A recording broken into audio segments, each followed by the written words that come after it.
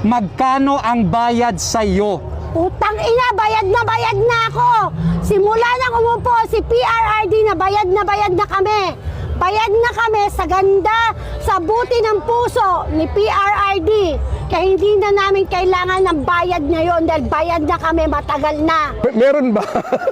Kung meron man, hindi ko tatanggapin kasi ginagawa ko itong tumatayo ako for Duterte dahil unang-una naniniwala ako sa kakayahan ng mga Duterte para mabago at maiahon uli ang ating bansa. Magkano ba? Zero po. Walang bayad dito. Talagang puso. Wala bayad. Sarili. I support Sara Duterte. Not true. Halos lahat po ay sumusuporta at naniniwala kay VP Sara Duterte.